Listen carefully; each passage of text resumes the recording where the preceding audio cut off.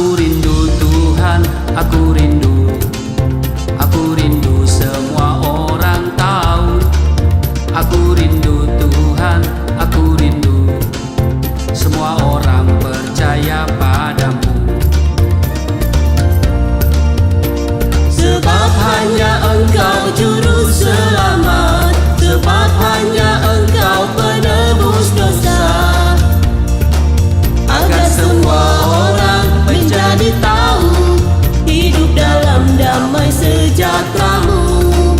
Agar semua orang tidak binasa, dapat masuk kerajaan surga.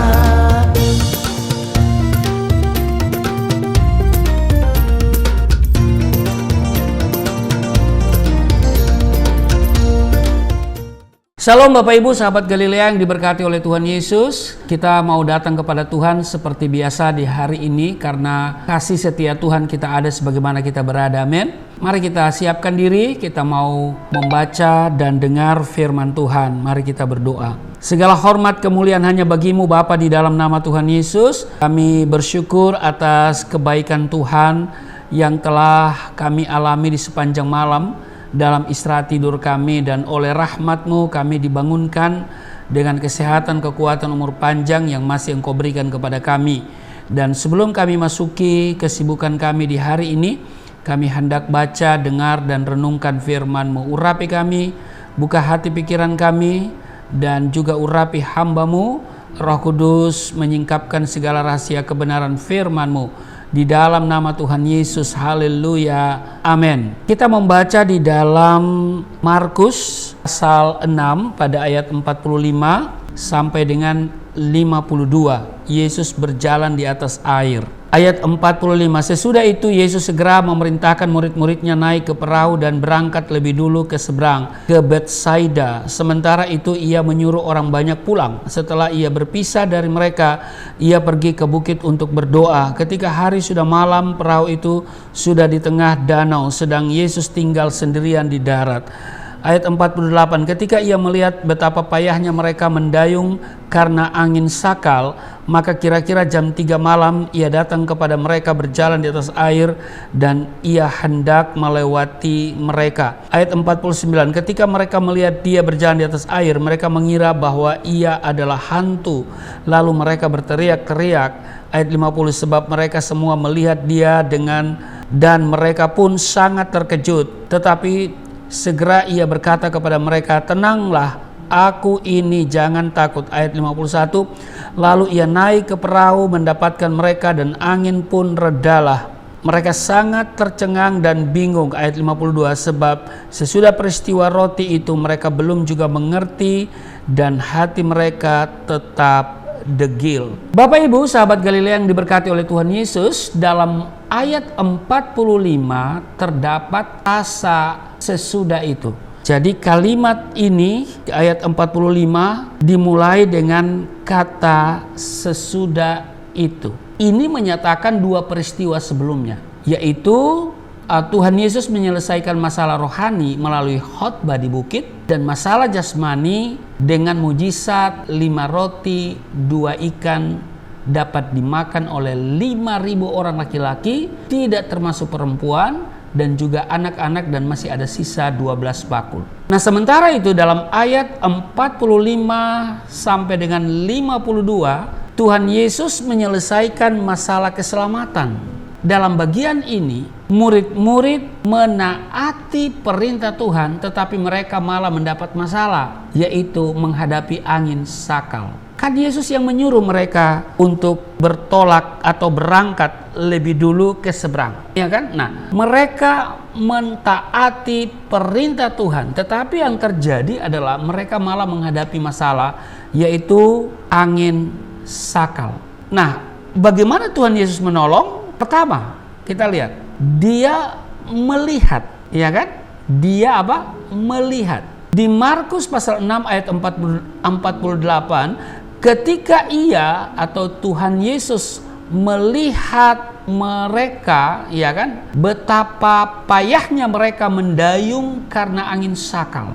Jadi Tuhan Yesus melihat mereka, ya kan? Dia melihat dari darat. Tuhan Yesus melihat kesusahan mereka. Jadi bagaimana Tuhan Yesus menolong mereka? Yang pertama lihat bahwa dia melihat. Amin. Yesus melihat bahwa mereka sedang kepayahan gitu ya. Mereka begitu payahnya mendayung karena angin sakal.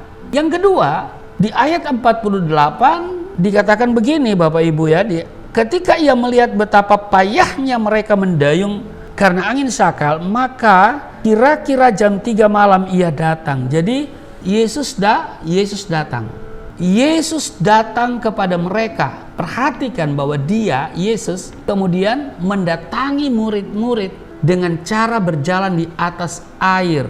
Apa yang dilakukan oleh Tuhan Yesus ini, yaitu berjalan di atas air, ini sangat luar biasa. Iya kan?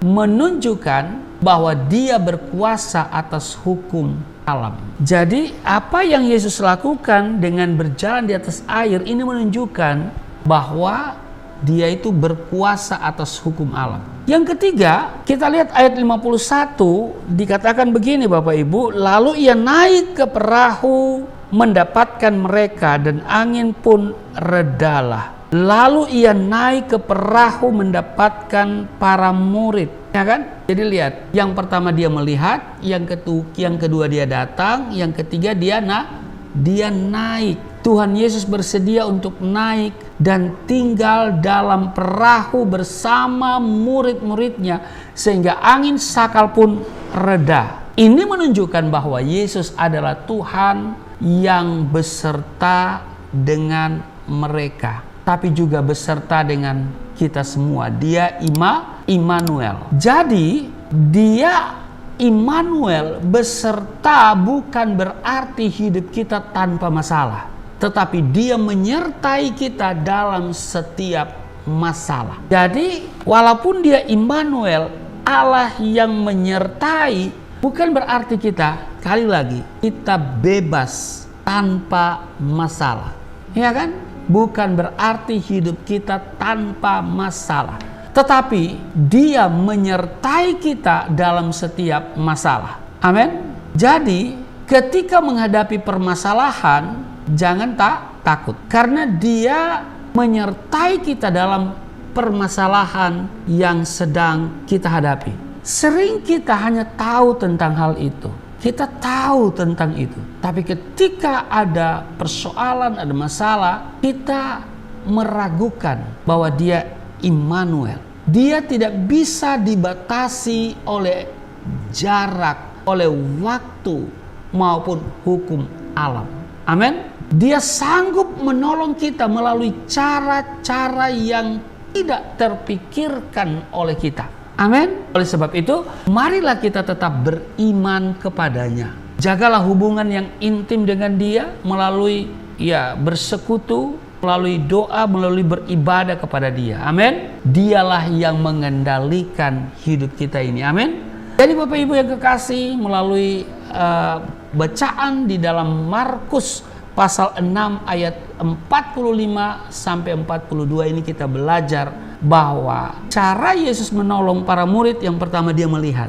Lalu kemudian dia datang, kemudian dia naik dan dia menolong para murid itu. Kita pun juga, dia sedang melihat kita, kemudian ketika kita berseru kepadanya dia datang dan dia akan campur tangan ya. Dia akan campur tangan dalam setiap persoalan yang kita hadapi. Karena itu jangan pernah kita tinggalkan Tuhan Yesus. Amin. Dia selalu menyertai kita dan dia menyertai kita dalam setiap persoalan yang kita hadapi. Amin. Tuhan Yesus memberkati. Mari kita berdoa. Terima kasih Tuhan, untuk hari ini kami diajarkan bahwa Engkau tidak pernah membiarkan meninggalkan kami. Engkau melihat, Engkau datang, Engkau naik ke perahu para murid itu. Demikian juga kami percaya bahwa ketika menghadapi permasalahan, sering hanya Tuhan yang tahu apa yang harus kami lakukan. Karena kadang-kadang kami sudah tidak punya cara lagi, sudah merasa menemui jalan buntu dari setiap persoalan. Tapi Tuhan akan selalu menolong kami melalui cara-cara yang tidak terpikirkan oleh kami. Itu sebabnya mulai hari ini kami tidak akan membatasi lagi Engkau, sebab Engkau berotoritas, berkuasa penuh atas kehidupan kami. Terpujilah Engkau, berkati seluruh sahabat Galilea dalam tugas kerja hari ini. Ada perlindungan, ada keamanan, ada berkat yang mereka terima, kami semua terima hari ini.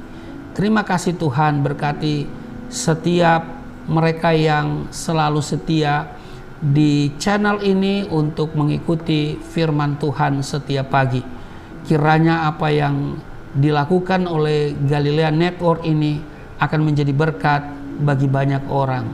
Di dalam nama Tuhan Yesus, amin.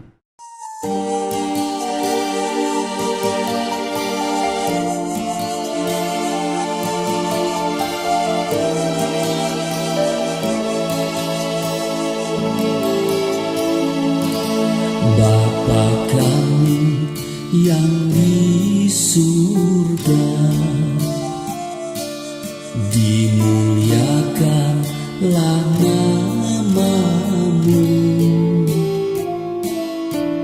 Datanglah kerajaan, jadilah kehendak-Mu di bumi seperti di surga.